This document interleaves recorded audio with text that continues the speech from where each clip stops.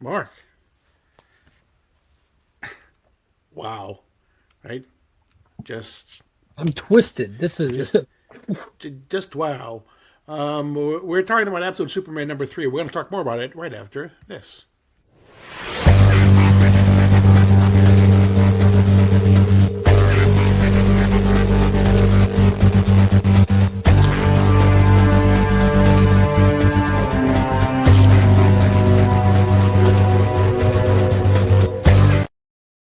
Before we get started, don't forget to hit the subscribe button. Make sure you hit the like button, hit the notification bell, leave us a comment, let us know how we're doing.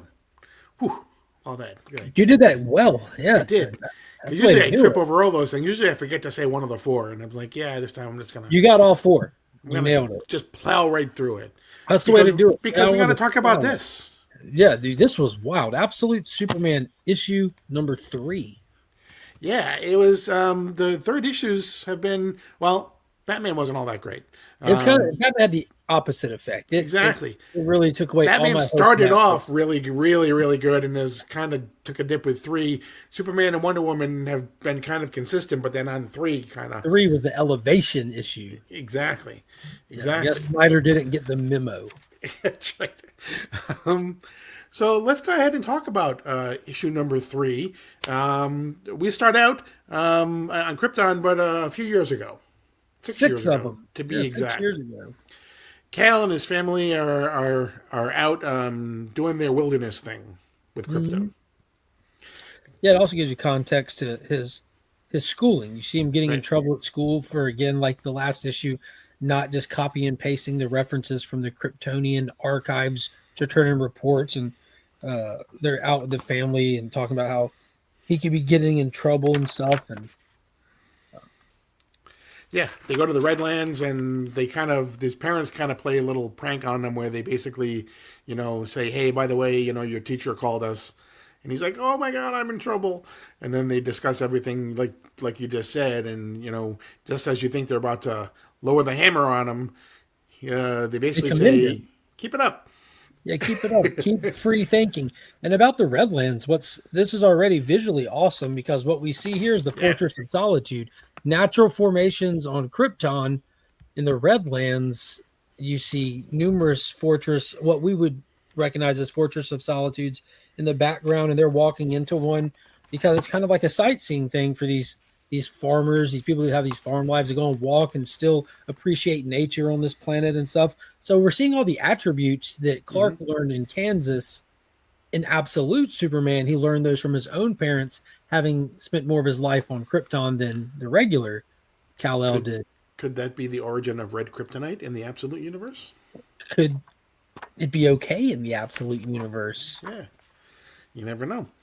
Um, so they continue to talk about things, and they basically say, hey, keep it up, and he's totally, um, he basically says, I don't really know what I want to do yet, and she's like, and his parents are like, it's okay, don't worry about it, and he says the only thing I really know is that I want to be here, as he's looking Mm, over, the land of Krypton. with his family in Krypton out in the fields. Meanwhile, life goes on. Laura is constantly in the garage working on building something. Jor-El's constantly in the mines excavating and exploring and testing what's going on with the planet and bringing his work home with him. And all the while, he's just being a kid, living his life, and he's finding animals all around the farm that are now dead with this green mist coming off of them. And he's trying to explore that. He drives around and see there's more cattle from the neighboring farms. The local watering hole is polluted. It's just pollution rising from the ground. This green mist that you see on the cover behind us, as anybody who, I mean, everybody on the whole entire planet knows, kryptonite is creeping out of the center of Krypton, where Mm-hmm. the planet's poison. It's falling apart. Right, exactly. We flash forward to Cal now on a field trip with his school, and they're going to where the clerics and the mucky mucks are. Only there's none of them are there. No mucky There mucks. are no mucky mucks No mucky. where they are, and they thought it was kind of odd, but they kind of gloss over it real quick. Um, They uh, also, while on the way there, they pass a derailed train that had crashed. mhm. They drive right past one. Right, right. And we then see we see that Jor-El had been captured. He had been detained basically by the police, the science police on Krypton because of for those of you, I mean, it's no secret what the story is. He basically has been, propagating all of this thing about how Krypton is doomed, and he's also been running science experiments, which he shouldn't be doing because he's not part of the Science Guild. He's Yeah. doing all of these things that basically go against the laws of Krypton. And in his attempt to save everyone on Krypton, he takes all of his findings to the Mucky Mucks, right where they're on the field trip. And of course, they're having none of it. They don't want to hear it. They know better. And in this case, they actually do, which is a Right. little swerve. Right. So as they take Jor-El away, Cal starts screaming. They basically tase him for a second.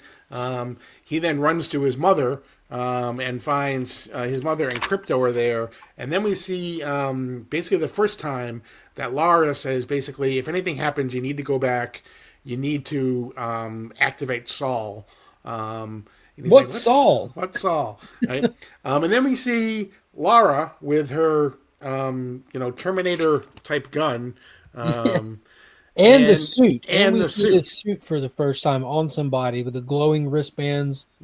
We know from the other issues that this suit contains all kinds of abilities. Correct. So obviously, Lara's plan is to retrieve Jor-El, do whatever she needs to do to get him out. An interesting part, she's not going alone. She has brought Crypto with her, who is wearing the Dust of Krypton cape that we saw, all kinds of special features with it. So that was pretty cool. Yeah, absolutely. If I had a dog, I would get him a cape. Oh, this next page is insane. So yeah, we turn the page and all the guards are, armed and ready, and you see red blurs go around, and Crypto sitting on top of them, just smiling. Everyone's shooting at Lauren. She's engulfed by her own cape that's that can materialize, much like Spawn's cape, but it's all made out of dust. And when they're done shooting, she's fully covered by her suit in this beautiful page splash here, and she ultimately gets Jor-El out. She does her job and gets Jor-El out. She gets Jor-El out, and in the meantime, in the background, Cal has now gotten into like the main part of the building, and he's playing around with the computer, and he sees that the Mucky Mucks have their own starships. Yeah, so they apparently know about the planet's disintegration, not telling anyone. Have been planning their own survival for who knows how long. Right. We see the three of them are reunited, four, including Crypto, and that's when Cal comes to the realization. He says, I know what you're going to do. You're going to put me into a ship. You're going to send me away all by myself. Now I don't want to go without you. I don't want to leave you. And that's when Jor-El and Lara say, it's so much bigger than that. We'd never shoot you in this space by yourself. We're going together. Right. And we finally get to see Lara's project. So that was super interesting, super twist. And we also see, this is super interesting. This is stuff that we really don't have a lot of information about. We see the energy signature coming off of her suit, which we saw activate with Cal in previous issues, going over to the ship. So there's so much going on with this suit and this Kryptonian technology that they're wearing that we have no clue about still.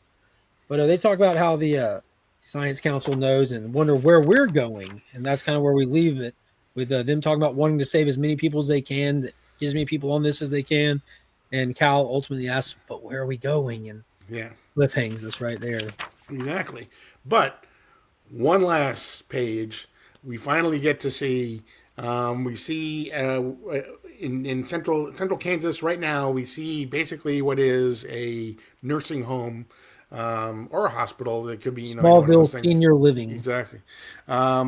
We basically see them talking about there's three aides that are talking about a woman who doesn't really have that much longer to live, and we're her family, and they say she doesn't have any family. Meanwhile, she's talking to basically anyone that will listen to her, to the sky, basically calling out for her angel, and says, you know, you need to come home. And as in the very last panel, we see she has a wristband that says M. Kent. So we see our first appearance of Martha Kent in Absolute Superman as well. So that's something that'll be coming down the pike as well. So So much to think about and discuss with this. The Krypton flashbacks were only 6 years ago. This old woman, Martha Kent, is this Lara on Earth? Did Clark ever meet a human couple named Jonathan and Martha? He clearly wasn't raised by him. He was raised on Krypton in this world. right. Did everyone get in like sleeping pods and there wasn't one for Lara and she aged rapidly compared to everyone else through the space travel? Like what's going on? Yeah, it'll be interesting to see. There's lots of, like you said, there's lots of different possibilities. You know, if all of these people got off of Krypton, where did they all end up? Is Cal really the only last survivor of Krypton, or is he not?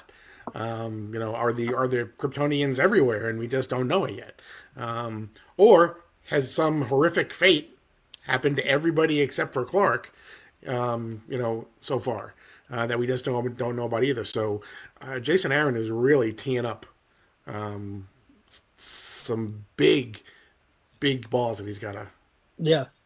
Yeah, he's got big balls, all right. He does got big He's balls. going for the fences, and so far he's doing good. Yeah, exactly. So it'll be. I can't wait till the next issue. It's, you know, it's it's one of those really like, oh man, I want to see what happens next type of a thing. Yeah, they crushed it. Yeah. I think that this issue really elevated this story with my excitement for the next issue, for my jaw hitting the floor.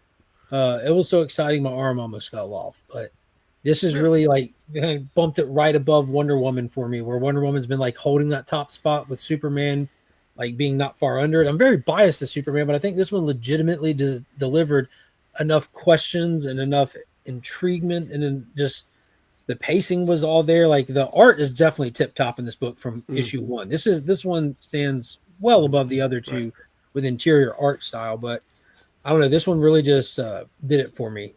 I like that. I like how much I'm enjoying both of them, and it's fun watching them kind of tic tac in my pecking order. It's a great thing to have, you know, one issue outdoing the last issue, because that just means that, you know, that's, you know, as opposed to Batman, which seemed to dip a little bit, you know, with issue number 3. Yeah, hopefully it comes back. It would be great if every issue that comes out is my new favorite issue from all 3 of these titles. Right. You know, I hope Batman 4 makes Batman my favorite, and so on and so on. Well, Batman 4 is going back, because it's not Nick Dragotta isn't doing issue number 4. It's his skip issue, and Scott Snyder is going back to the origin of, which doesn't mean it can't still be a good issue. Back.